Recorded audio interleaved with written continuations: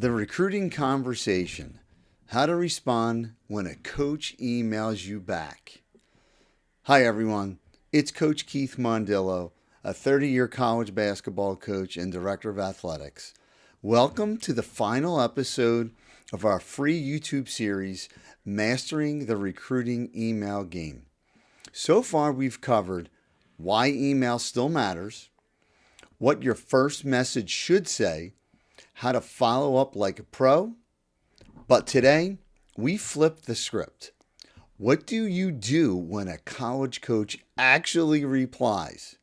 You'd be surprised how many athletes freeze or fumble at this moment. They wait too long to respond, they write a one-liner, or they go full fanboy instead of staying professional. This episode is about how to keep the conversation going and how to do it in a way that builds real recruiting momentum.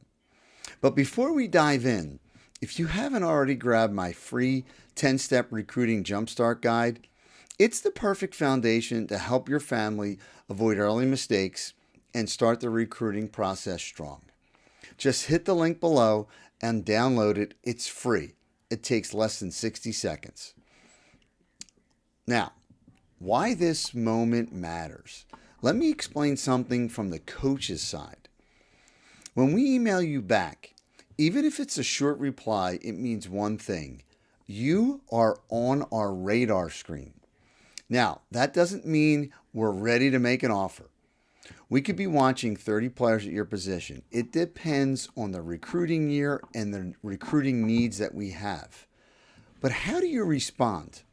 That can push you towards the top of the recruiting list or knock you off of it. Here's where athletes blow it. They take 3 days to reply. They say thanks and nothing else. Or they write an essay about how much they love the team. None of that builds a connection. And connection is what drives opportunity. So today, I'm going to walk you through how fast to respond, what to say, and how to ask smart questions that keep coaches engaged. So timing and tone. Let's start with those two. How fast should you respond? Within 12 to 24 hours. Don't reply in 5 minutes like a DM. Take your time, but don't disappear. In your tone, again, be respectful, appreciative, clear and confident, but not casual, and you're not a fan. So here's a real example. Here's a coach's email.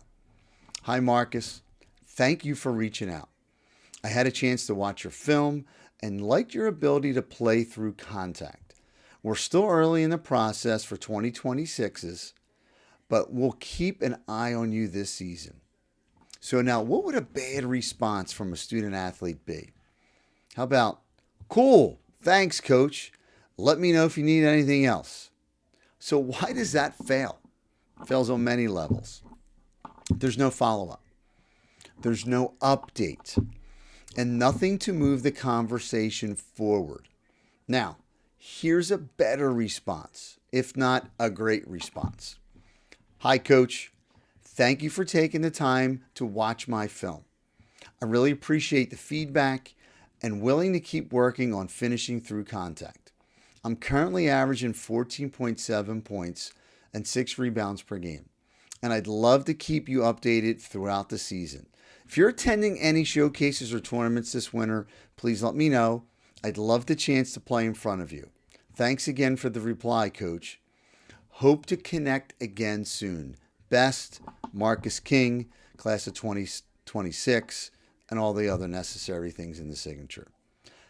That's an email response that keeps you on the radar. That's key. How to ask smart questions. Let's talk about this.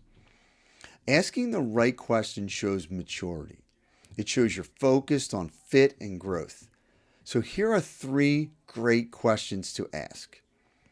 What are you looking for in your next recruiting class? This shows you're not just chasing offers, you're thinking about a fit. Number 2, are there any events or camps you recommend I attend?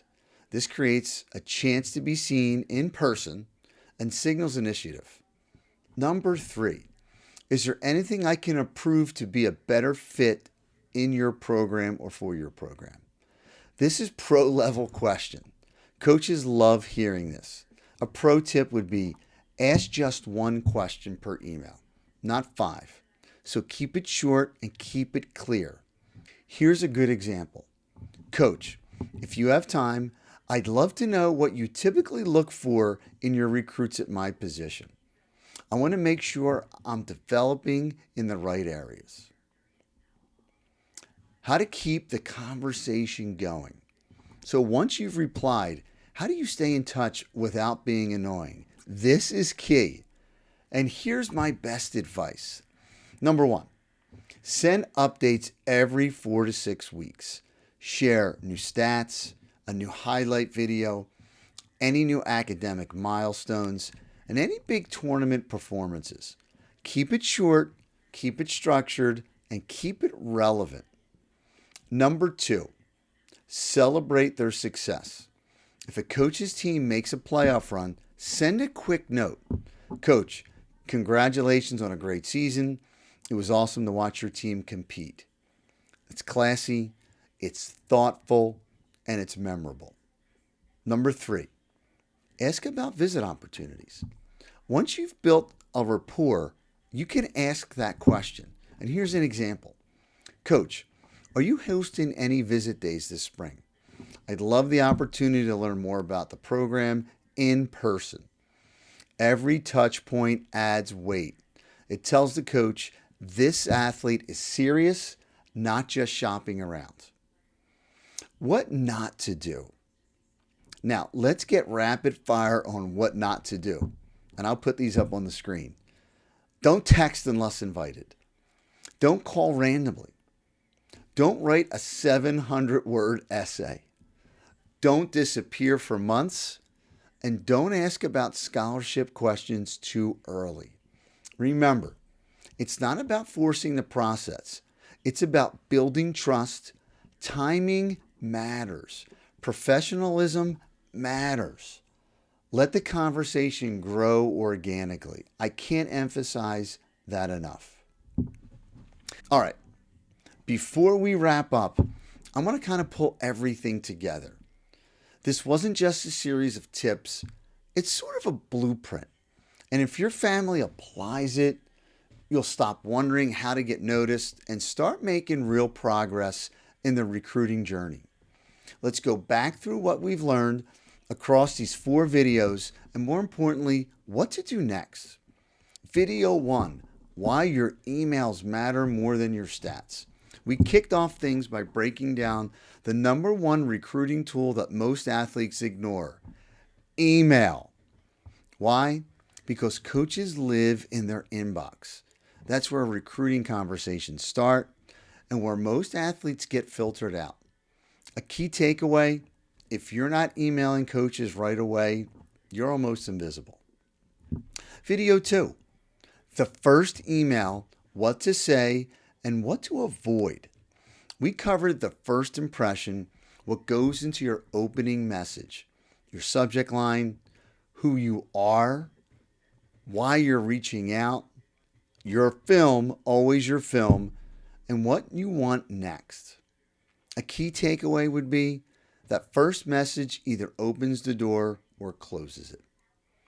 Video 3, the follow-up strategy. We talked about staying on a coach's radar without being annoying. Follow up 7 to 10 days later, follow up after events, and share real updates with stats, film, and your progress. A key takeaway would be 1 email doesn't get you recruited. Strategic follow-ups do. And number 4, when the coach emails back. This is where most athletes panic. They stall or they just go completely silent. We covered how to respond with confidence, ask smart questions, and build a relationship over time. A key takeaway, when a coach replies, your job is to build momentum and not kill it.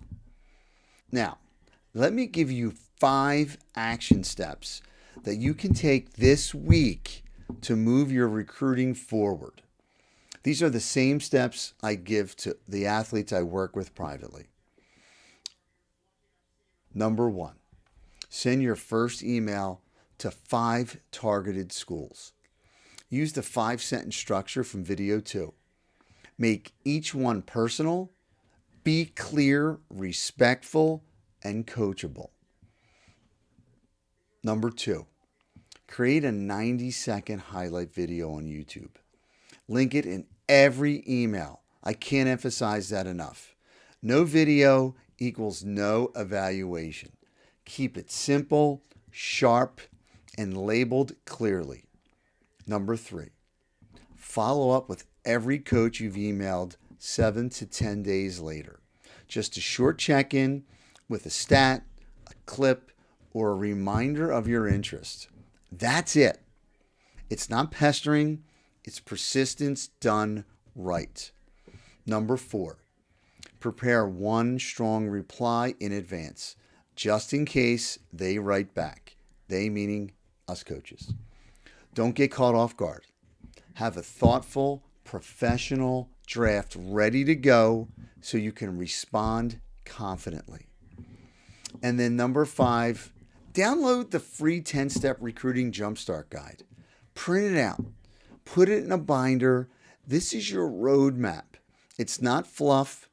It's what most families are missing early in the process.